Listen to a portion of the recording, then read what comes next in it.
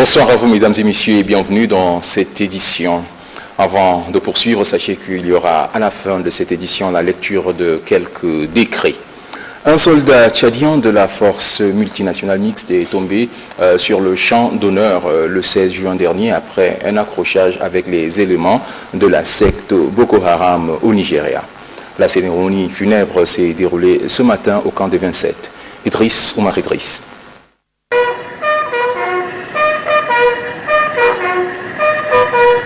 En mission commandée, les soldats tchadiens des contingents de la force multinationale mixte mordent de la poussière aux éléments de la secte Boko Haram. Mais cette lutte ne peut se faire qu'avec un sacrifice suprême, raison pour laquelle le capitaine Issaq Idriss Abdoulaye tire sa révérence suite à l'attaque du 16 juin dernier. La nation lui rend un hommage mérité. En cette circonstance douloureuse, le chef d'état-major général des armées adresse à la famille endeuillée ses condoléances les plus attristées. Cette bravoure lui a valu le mérite d'un soldat dévoué. Au nom du président de la République et en vertu des pouvoirs qui nous sont conférés, nous vous citons dans la croix du mérite militaire à l'ordre de l'armée avec étoile d'or à titre posthume. Né le 10 janvier 1983 à Guérida, dans la province de Wadifira, feu Issaq Idriss Abdoulaye fut entré dans l'armée le 1er janvier 2002. Il est affecté à la Direction générale des services de sécurité et des institutions de l'État et est envoyé avec son unité en mission commandée au Nigeria. Après l'oraison funèbre, sa dépouille est acheminée au cimetière militaire de Farsha. Ici, famille, amis et frères d'armes sont tous réunis pour lui rendre les derniers hommages. Oufa en Russie a réuni autour des questions d'ordre sécuritaire les responsables des différents pays du monde.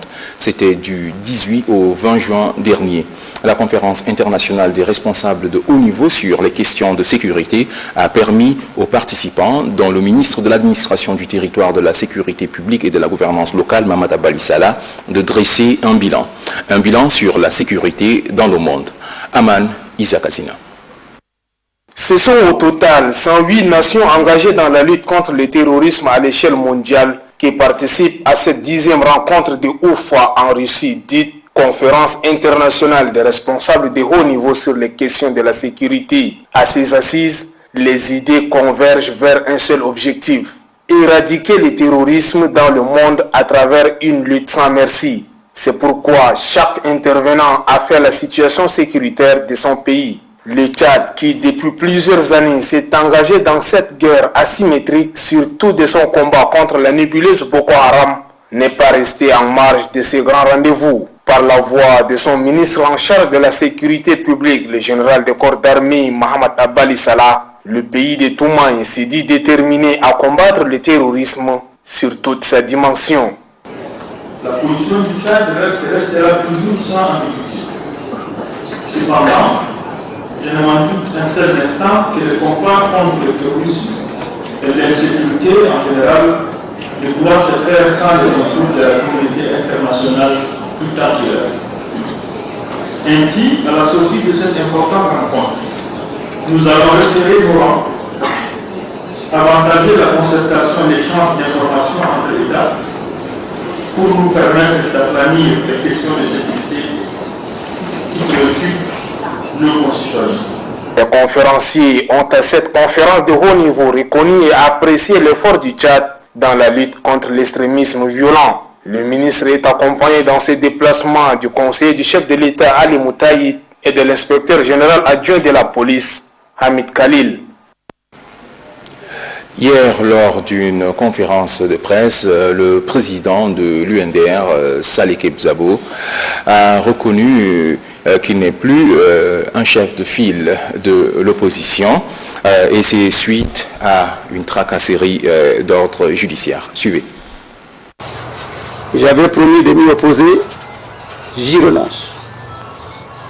J'ai ainsi décidé de ne plus poursuivre les actions en nullité, car le débat est politique. Je garde ainsi ma hauteur et ma dignité, qui sont celles de l'opposition, pour dire haut et fort que nous ne serons jamais une opposition convenue. Nous laissons ceux qui s'y plaisent à s'y livrer. Le vrai débat est en train d'être occulté. Pour ma part, j'ai déjà pris la mesure de l'enjeu et j'invite mes militants et sympathisants à en faire autant. Et j'invite les leaders de la vraie opposition à ne pas se tromper de combat et à se mettre en ordre de bataille. Pour ma part, je vais m'y consacrer entièrement et vous le constaterez bientôt. À présent, je vous invite à suivre la réaction du chef de file de l'opposition, Félix Nialbi.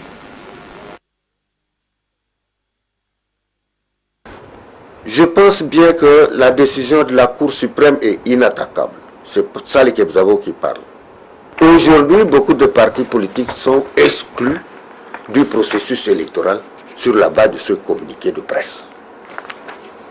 C'est toujours l'œuvre de Saleh Kebzabo.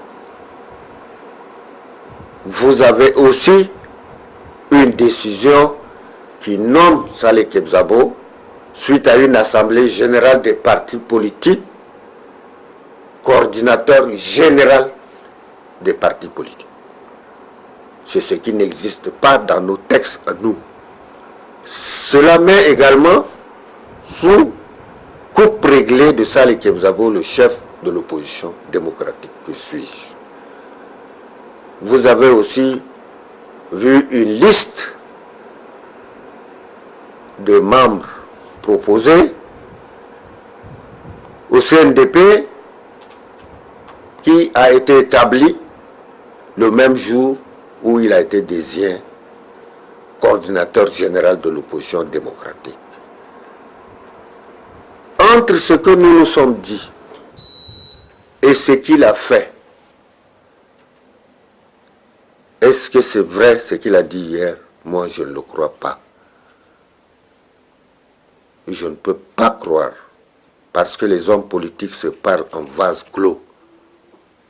Et c'est le résultat qu'ils mettent devant le peuple. Mais on ne peut pas montrer un spectacle désolant devant un peuple et revenir dire qu'on annule ce qu'on a fait. Je ne le crois pas. À l'hémicycle, les élus du peuple ont ratifié l'ordonnance portant statut de collectivité autonome. La plénière a été présidée par le 3e vice-président de l'Assemblée nationale. Devoir Robert pour les précisions. Les élus du peuple ont ratifié l'ordonnance portant un statut de collectivité autonome. Les collectivités autonomes, pour rappel, sont des institutions politico-administratives participant à la gestion des affaires publiques. Dotées d'une personnalité morale de droit public, elles disposent d'une autonomie administrative, financière et économique. Selon la loi fondamentale consacrant la 4e République, les collectivités autonomes sont à 2 niveaux, les provinces et les communes. Désormais, les gouverneurs des provinces et les maires des communes seront élus par la population. Pour la ministre secrétaire générale du gouvernement chargée des relations avec l'Assemblée nationale, cette nouvelle donne participe au renforcement du processus de la décentralisation et par ricochet au développement socio-économique du pays. Est un maillon essentiel pour le développement de notre pays. À travers cette ordonnance, c'est notre décentralisation qui va se voir renforcée. On transfère plus de pouvoir à la population. Parce que ce sont les conseils communaux, les conseils provinciaux qui vont gérer les affaires qui les concernent. Émanation des résolutions du Forum national inclusif, cette ordonnance participe à la mise en œuvre du fondement de la 4e République. La particularité essentielle est de réduire à 2 niveaux uniquement les collectivités autonomes, à savoir les provinces et les communes, et d'impliquer les hauts conseils des collectivités autonomes et des chefferies traditionnelles dans la gestion de ces collectivités ne diffère pas fondamentalement de l'ancienne loi organique numéro 02 PR 2000 du 16 février 2000. Dans les discussions générales, les élus du peuple ont particulièrement mis l'accent sur la dotation des collectivités autonomes de moyens conséquents et le renouvellement des unités départementales. Concours d'entrée dans les établissements d'enseignement secondaire technique. Les candidats composent depuis ce matin dans 23 provinces du pays. À N'Djamena, la cérémonie marquant le lancement officiel des épreuves écrites a été présidée par l'administrateur délégué du 3e arrondissement, Abgoudia Khamis. Il a représenté le délégué général du gouvernement auprès de la commune de N'Djamena. Varelaj. 15 136 candidats répartis dans 23 provinces du pays composent le concours d'entrée dans les lycées techniques. Ici à N'Djamena, 1300 candidats sont soumis aux épreuves écrites.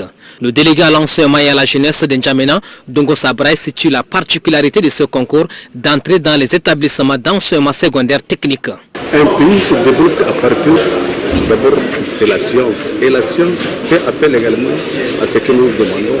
C'est le souci majeur du chef de l'État. Et c'est pour si nous demandons l'émergence de ce pays en l'année 2030, il faudrait développer l'enseignement technique. Parce qu'avec l'enseignement technique, il n'y a pas de chômage.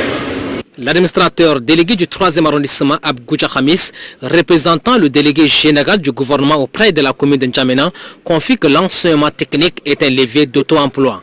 Comparativement aux années précédentes, l'organisation du concours d'entrée dans les lycées techniques édition 2019 est marquée par une innovation. Innovation relative à l'intégration du brevet des techniciens commerciaux. Hier 20 juin, le monde a commémoré la journée internationale des réfugiés. À Gosbeida, cette journée a également été célébrée avec faste dans les camps de réfugiés de la ville. C'était en présence du gouverneur de la province de Silla et plusieurs autres personnalités. Ben Arabi Abdelrazak. À l'instar des réfugiés du monde, les réfugiés soudanais et centrafricains s'allaient principalement dans les camps de Djabal, Gossamir et le site de Kerfi, ont célébré ce 20 juin la journée mondiale du réfugié sous le thème « Avançons avec les réfugiés ». Un thème qui a tout son sens informe la commission d'accueil et de réinsertion des réfugiés rapatriés, la CENAR, car en plus de 15 ans, les camps ont pris l'allure des gros villages et la coexistence avec les populations hautes se passe dans de bonnes conditions. Pour la circonstance, le chef des bureaux de la CENAR, Moutassa Mohamed, et celui du HCR Gosbeda, Véronique Genaï, ont salué les efforts fournis par l'État tchadien et les autorités locales. Efforts qui ont permis aux humanitaires d'apporter l'appui nécessaire aux réfugiés. Il faut dire aussi que la célébration de l'édition 2019 de la JMR s'est faite dans un contexte particulier, diminution des ressources, donc réduction de l'assistance, mais les réfugiés, par la voix de leurs représentants, remercient la population de Silla pour l'hospitalité et le partage de peu de ressources que dispose la province. Le gouverneur de la province de Silla, Ahmad Hissène Mougouni, rassure les réfugiés de la disponibilité de l'État tchadien à avancer avec eux dans la limite de ses possibilités. Il demande à tous les humanitaires d'offrir davantage d'opportunités aux réfugiés et nationaux pour qu'ils avancent bien ensemble, étant donné qu'ils vivent presque les mêmes réalités. Les défilés des différents groupes folkloriques des élèves, la remise des bulletins de nos meilleurs élèves, la visite des stands ont constitué aussi le temps fort de l'événement. La Fondation Grand Cœur vole au secours des réfugiés de Dolo, d'Anamadia et ceux de Kobete dans le département de la Niapende. C'est une action à inscrire dans le cadre de la journée mondiale des réfugiés. Le point avec Angal Toklok. La générosité de la Fondation Grand Cœur, une fois de plus exprimée en faveur des couches vulnérables. Cette fois-ci, ce sont les réfugiés et les retournés des camps de Dolo, de Danamadia et de Kobite qui en bénéficient. Du vivre, en soutien à cette couche que le monde célèbre en ce jour. Les bénéficiaires, eux, expriment leur reconnaissance à la Fondation Grand Cœur pour cette action humanitaire. Si aujourd'hui nous recevons ce don de vivre de la Fondation Grand Cœur, c'est qu'il y a d'autres choses qui viendront encore après ça. Nous remercions la fondatrice même du Grand Cœur, parce que c'est une fondation qui a sa déontologie de venir en aide aux plus démunis, aux plus pauvres que nous sommes. Pour le chef de mission de la Fondation Grand Cœur à Gouré, Hamid Djumino Djouma, la Fondation a de tout temps œuvré pour le bien-être des personnes nécessiteuses. Il exhorte par ailleurs les réfugiés et les retournés à une cohabitation pacifique.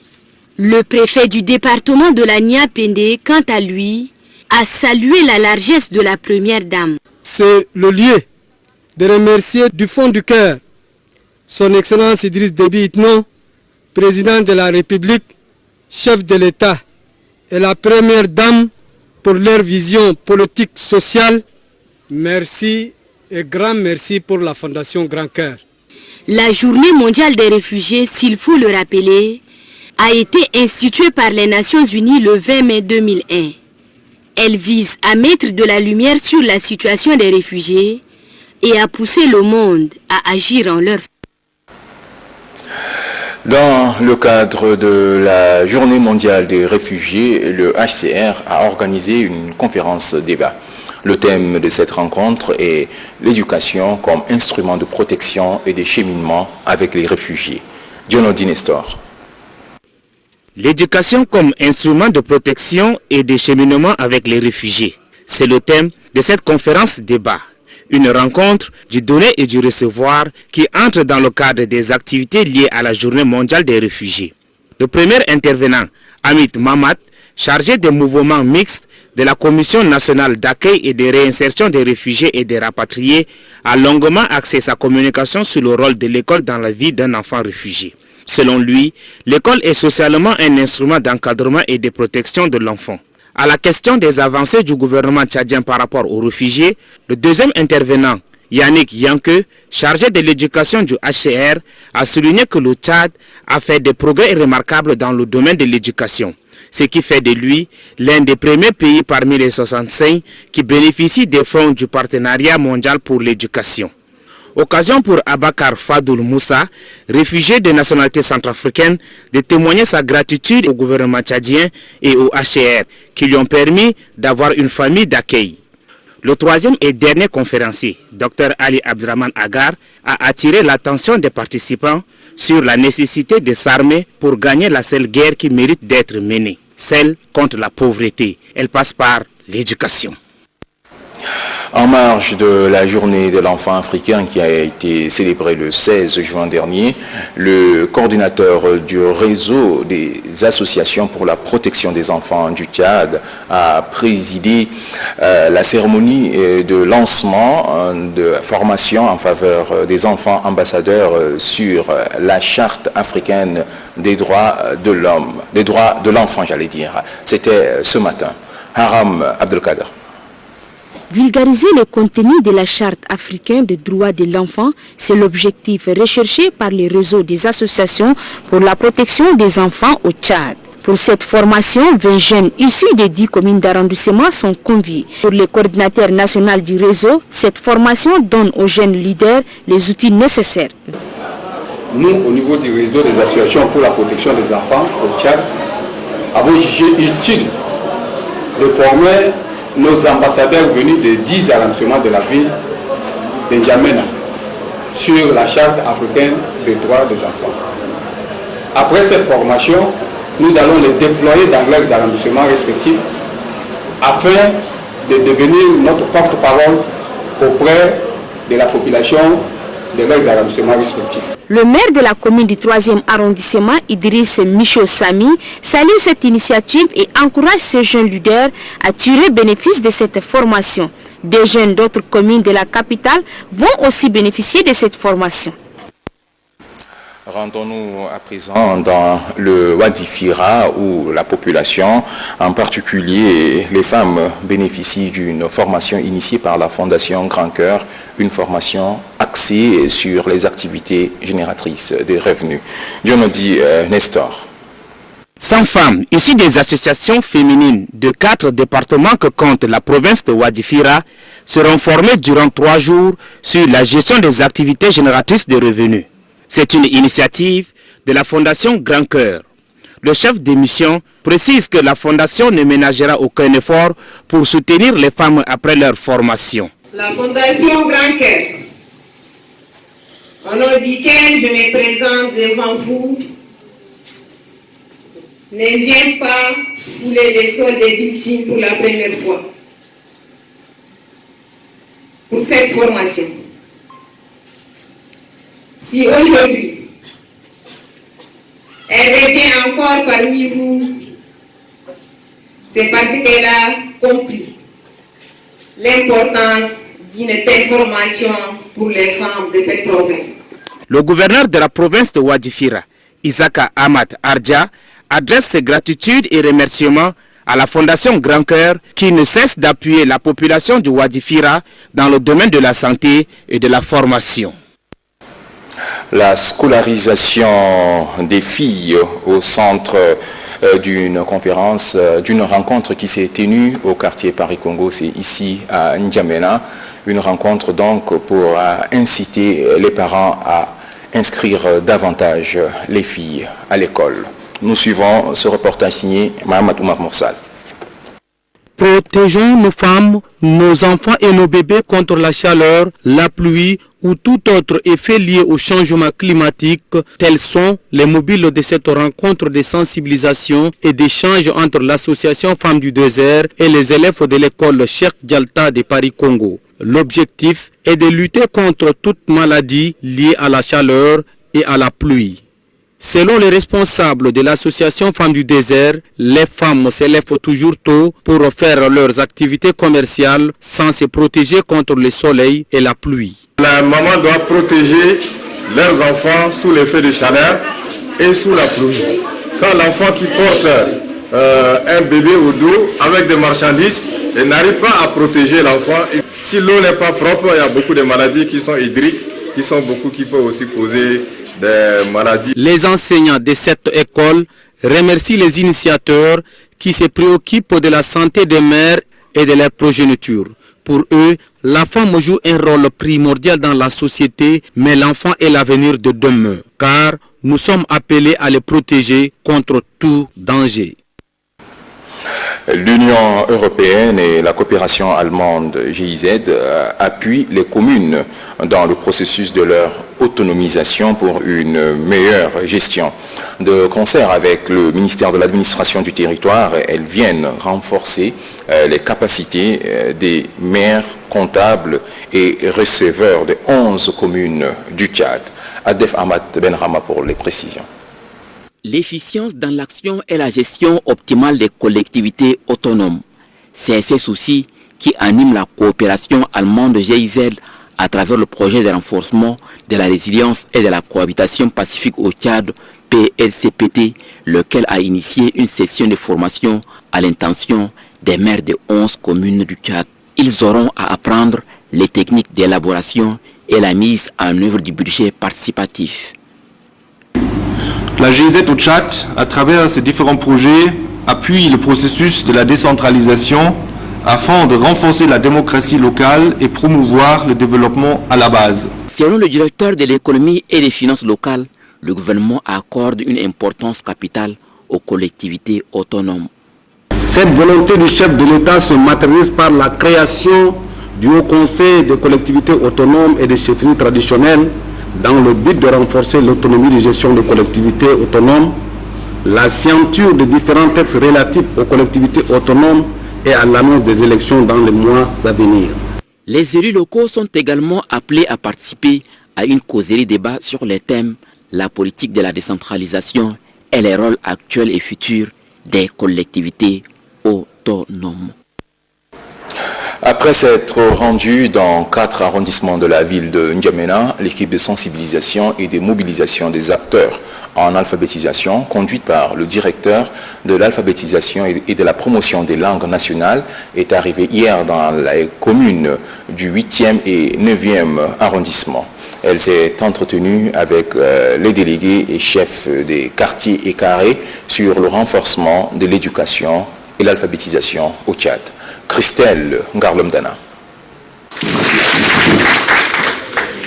5 jours ont suffi à l'équipe de la campagne de sensibilisation et de mobilisation de boucler sa mission dans le 5e et 7e arrondissement. Une mission qui a permis de véhiculer le message du bien fondé de l'alphabétisation afin de contribuer à la prise de conscience collective. La présente campagne met en évidence le rôle essentiel de l'éducation et la formation des adultes, assurant l'acquisition de compétences clés par tous. Grâce à la volonté politique du président de la République, chef de l'État, pour pouvoir vous informer d'une opportunité de grande envergure dans le cadre de l'alphabétisation qui sera mise en œuvre dans le projet de renforcement de l'éducation et de l'alphabétisation au Tchad, qui a une durée de 3 ans.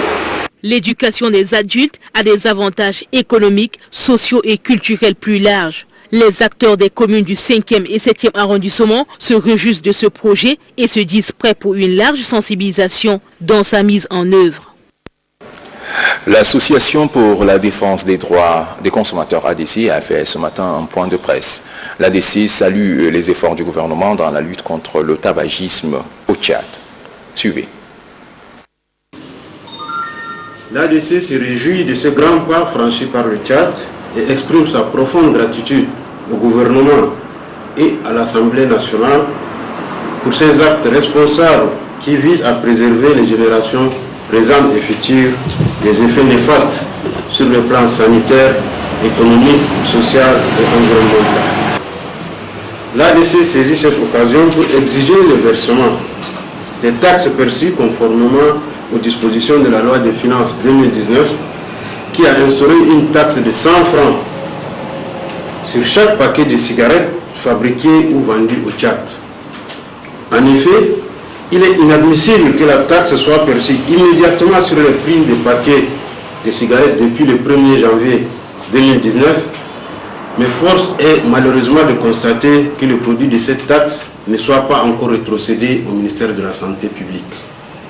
Il est temps que ces recettes générées par cette taxe spécifique reviennent au ministère de la Santé publique pour qu'elles soient affectées respectivement au service des maladies non transmissibles, au programme national de lutte anti-tabac et au comité national de lutte contre le tabagisme. La lecture des décrets comme annoncé. Décret portant nomination d'un conseiller chargé des missions à la présidence de la République. Le président de la République, chef de l'État, chef du gouvernement, président du Conseil des ministres, décrète, article 1er, M. Abakar Mahamat Adoum est nommé conseiller chargé de mission à la présidence de la République. Article 2, le présent décret qui prend effet pour compter de la date de sa signature sera enregistré et publié au journal officiel de la République, N'Djamena, le 21 juin 2019, signé le président de la République, Idriss Déby Itno. Décret portant désignation d'un conseiller et d'un conseiller référendaire à la Cour suprême. Le président de la République, chef de l'État, chef du gouvernement, président du Conseil supérieur de la magistrature, décrète. Article 1er, les personnalités dont les noms suivent sont désignées au poste de responsabilité ci-après à la Cour suprême. Conseiller, M. Mohamed El Nour Maki en remplacement de M. Mohamed Saleh Ibrahim appelé à d'autres fonctions. Conseiller référendaire, M. Mohamed Nour Dout Hari en remplacement de M. Mohamed El Nour Maki appelé à d'autres fonctions. Article 2, le présent décret qui prend effet pour compter de la date de sa signature sera enregistré et publié au journal officiel de la République N'Djamena le 21 juin 2019. Décret portant nomination des officiers généraux et supérieurs des forces armées et de sécurité au poste de responsabilité dans la zone de défense et de sécurité numéro 4. Le président de la République, chef de l'État, chef du gouvernement, chef suprême des armées sur proposition du ministre délégué à la présidence chargé de la défense nationale des anciens combattants et victimes de guerre décrète. Article 1er, les officiers généraux et supérieurs des forces armées et de sécurité dont les noms suivent sont nommés au poste de responsabilité ci-après dans la zone de défense et de sécurité numéro 4. Zone de défense et de sécurité numéro 4, commandant de la zone, général des brigades, Abdraman Dimi Arbo, identité 92 72 21 14 en remplacement de général de brigade Saleh Abdoulaye Garino appelé à d'autres fonctions. Commandant de la zone adjoint, colonel Moussa Nour Daoud, identité 07 03 04 46 en remplacement de colonel Ahmad Fougoumi appelé à d'autres fonctions. Deuxième conseiller, colonel Ahmad Suleiman Issa, identité 97 00 02 20 en remplacement du colonel Ismaël Erobé appelé à d'autres fonctions. Article 2. Le ministre délégué à la présidence chargé de la défense nationale des anciens combattants et victimes de guerre et le ministre des Finances et du budget sont chargés, chacun en ce qui le concerne, de l'application du présent décret qui prend effet pour compter de la date de sa signature, sera enregistré et publié au journal officiel de la République, N'Djamena, le 21 juin 2019, signé le président de la République, Idriss Déby Itno. Décret portant nomination des officiers supérieurs des forces armées et de sécurité au poste de responsabilité à la force multinationale mixte. Le président de la République, chef de l'État, chef du gouvernement, chef suprême des armées, sur proposition du ministre délégué à la présidence, chargé de la défense nationale des anciens combattants et de victimes de guerre, décrète article 1er, les officiers dont les noms, les officiers supérieurs des forces armées et de sécurité sont nommés au poste de responsabilité ci-après à la force multinationale mixte, FMM. Commandant du secteur numéro 2, colonel Borit Ali Diar, identité 98 00 08 08 33 en remplacement du général de brigade Abdou Idriss Sorgouno, appelé à d'autres fonctions. Commandant de secteur numéro 2, adjoint, colonel Mohamed Dadi Kébir, identité 93 87 03 66 en remplacement du colonel Borid Alidiar, appelé à d'autres fonctions. Article 2. Le ministre délégué à la présidence chargé de la défense nationale des anciens combattants et victimes de guerre et le ministre des Finances et du Budget sont chargés, chacun en ce qui le concerne, de l'application du présent décret qui prend effet pour compter de la date de sa signature, sera enregistré et publié au journal officiel de la République, N'Djamena, le 21 juin 2019, signé le président de la République, Idriss Déby Itno. Et avant de nous séparer, la lecture de ce communiqué, issu donc du Forum du développement de la province du Bata, sur convocation du président du comité technique préparatoire du Forum de développement de la province du Bata, M. Amiradou Douartine, membre du gouvernement, cadre opérateur économique et député de la province du Bata, résident en N'Djamena, se sont réunis ce vendredi 21 juin 2019 dans la salle de réunion de la Chambre de commerce, d'industrie, d'agriculture, des mines et d'artisanat en N'Djamena. À l'ordre du jour, examen et adoption d'une position commune sur la date du 26 juin retenue au niveau local pour la tenue du Forum de développement du Bata. Après débat, l'assistance a approuvé la date du 26 juin retenue au niveau local pour l'organisation du Forum de développement et souhaite plein succès aux travaux du dit Forum pour la relance du développement de la province. Fait en N'Djamena le 21 juin 2019, signé le président du Forum, Amir Adoudou Artine. La date du 21 juin, c'est le début de la Cannes, mais c'est aussi et surtout la fête de la musique. En ce moment, à N'Djamena et un peu partout dans le monde, les mélomanes célèbrent cette journée. Nous reviendrons en images dans nos prochaines éditions pour vous parler justement de cette fête et pour vous faire vivre l'ambiance qui a prévalu donc en la date du 21, donc ce soir. Bonne suite de programme sur Téléchat.